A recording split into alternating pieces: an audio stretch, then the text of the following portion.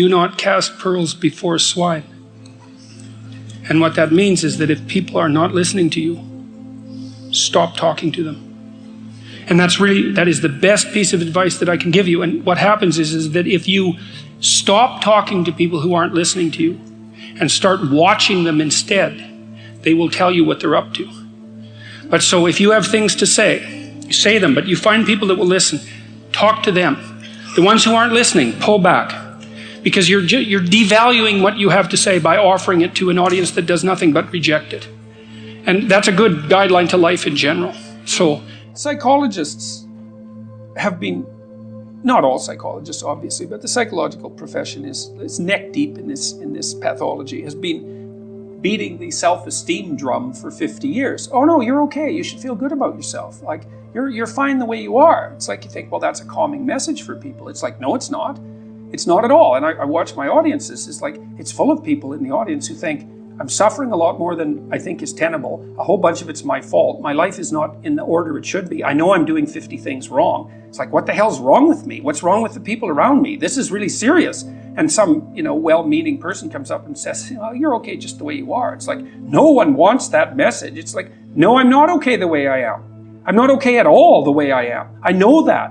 And so, when I'm speaking when I'm speaking now, I say to people, well, you're nowhere near what you could be. That's the positive message. It's like, yeah, you're a mess, but you don't have to stay that way. If you're a mess, you know it. Obviously, you're suffering away like so much you can barely tolerate it. It's like, that's okay.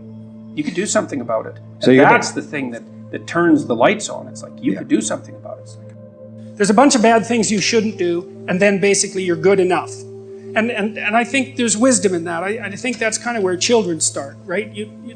I mean, I love children and all that, but they're crazy little creatures, and they need to be, civilized. And partly what you do is you lay prohibitions on them, and mostly what you're trying to do is lay prohibitions on them for the behaviors that, if they manifested, would make their life miserable. So this is why this thing that I've said to people has become this crazy internet meme, but that's to clean up your room, and which is a lot better and more useful than people think. It's a lot harder too, but the first thing you do, I think, and I learned this in part from Solzhenitsyn when he was trying to iron out his soul when he was in the Gulag, because he was trying to figure out how he got there, how he contributed to how he got there. Not Stalin and Hitler, even though they were kind of to blame, but there wasn't much he could do about that. I think what you have to do, and this is part of humility, is you have to look around you within your sphere of influence, like the direct sphere of influence, and fix the things that announce themselves as in need of repair. And those are often small things, and they can be like your room. Put it in order, because the thing is, it isn't exactly so important that your room is in order, although it is. What's important is that you learn how to distinguish between chaos and order, and to be able to act in a manner that produces order. And I think you can do something as simple as just sit on your bed and think, okay, there's probably like 5 things I could do today so that tomorrow morning is slightly better than this morning was, or at least I'm not falling behind. And those will usually be, it's like having to eat a toad in the morning, right? It's like, it's not going to be something you want to do. There'll be things you're trying to avoid. They're snakes, essentially. But if you ask yourself, like you're asking someone, which I think is a form of prayer, if you ask yourself, instead of telling yourself, what is it that I could do to set things more right today that I would actually do? It's usually some small thing because you're not that disciplined, Then you can go do it. And then you put the world together a little more when you do that. And that spreads out. But you also construct yourself into something that's better able to call order forth from chaos. And that makes you just incrementally stronger. And then the next day, you can maybe take on a slightly larger task. And you get the benefit of compound interest if you do that. It's a tremendously powerful technique. And I think if you do that, at some point, instead of just having to fix things up that are not good, you'll start to get a glimmer of the positive things that you could do, the positive things that you could do that would actually constitute a vision. And that's what I would recommend. If you're hungry and you eat, well, that's good, but it's over, and then you're on to the next thing, right? It's not exactly sustaining, it's just necessary. That's called consumatory reward, by the way. This other reward system is incentive reward. And the incentive reward system works on dopamine, this neurochemical dopamine, which is also the neurochemical tracks that opiates and cocaine and amphetamines, the drugs that people really like to abuse, alcohol often for some people, activate. And so you might say if you don't have enough meaning in your life, then you're more prone to addiction. And that's definitely the case, even with rats. If you take a rat and you put him in a cage by himself and he has nothing to do, and then you give him access to cocaine, he'll get addicted to the point where he won't do anything but take cocaine. But if you throw the rat back in with a bunch of other rats and he gets to do rat things, then it's very hard to get him addicted to cocaine. And so the purposeless rat is prone to addiction. Well, it's the same with human beings. Now, here's a corollary to that, which is really cool. So the magnitude of the reward you experience as you're moving towards a goal is proportionate to the importance of the goal.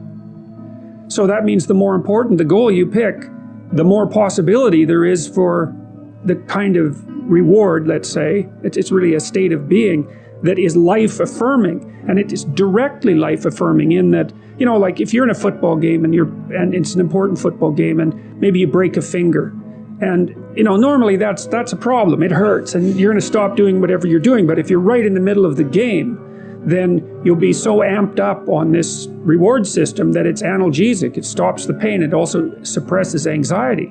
So if you have a purpose, then it's analgesic. It takes some of the pain out of life. It's very positive in that it motivates and energizes you and focuses you and makes you able to remember and pay attention. And it quells fear.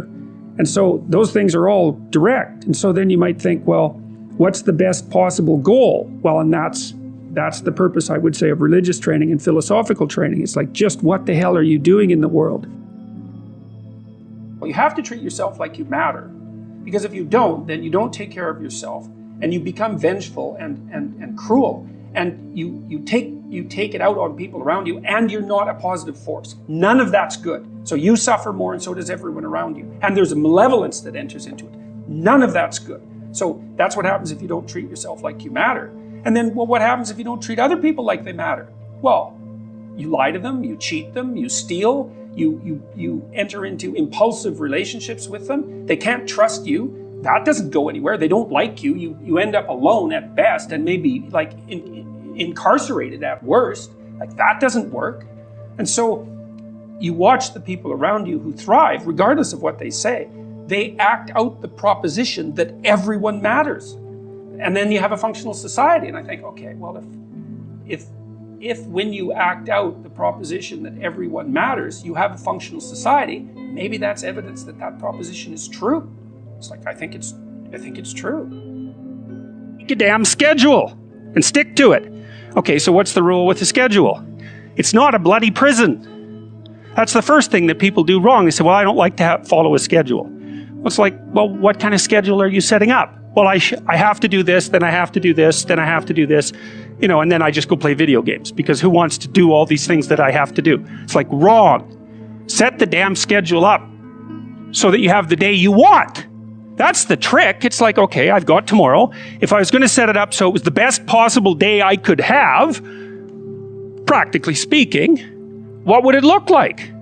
Well, then you schedule that. And obviously there's a bit of responsibility that's going to go along with that, because if you have any sense, one of the things that you're going to insist upon is that at the end of the day, you're not in worse shape than you were than at the beginning of the day, right? Because that's a stupid day. If you have a bunch of those in a row, you just dig yourself a hole and then you bury yourself in it. It's like, sorry, that's just not a good strategy. It's a bad strategy. So maybe 20% of your day has to be responsibility and obligation, or maybe it's more than that, depending on how far behind you are. But even that, you can ask yourself, okay, well, I've got these responsibilities. I have to schedule the damn things in. What's the right ratio of responsibility to reward? And you can ask yourself that just like you'd negotiate with someone who is working for you. It's like, okay, you got to work tomorrow.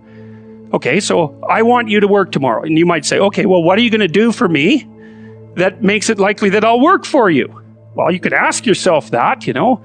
So maybe you do an hour of responsibility and then you play a video game for 15 minutes. I don't know, whatever turns your crank, man. But, you know, you have to negotiate with yourself and not tyrannize yourself. like you're negotiating with someone that you care for, that you would like to be productive and have a good life. And that's how you make the schedule. It's like, and then you look at the day and you think, well, if I had that day, that'd be good. Great. You know, and you're useless and horrible, so you'll probably only hit it with about 70% accuracy, but that beats the hell out of 0, right? And if you hit it even with 50% accuracy, another rule is, well, aim for 51% the next week, or 50.5% for God's sake, or because you're going to hit that position where things start to loop back positively and spiral you upward. You're harmless, you're not virtuous.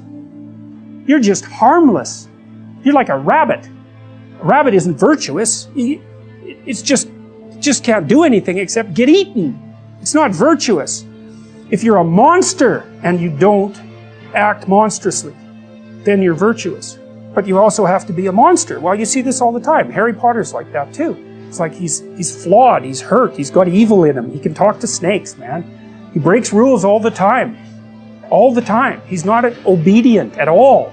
But, you know, he has a good reason for breaking the rules. And if he couldn't break the rules, him and his little clique of rule-breaking, you know, troublemakers, if they didn't break the rules, they wouldn't attain the highest goal. So it's very peculiar, but it's a very, very common mythological notion. You know, the hero has to be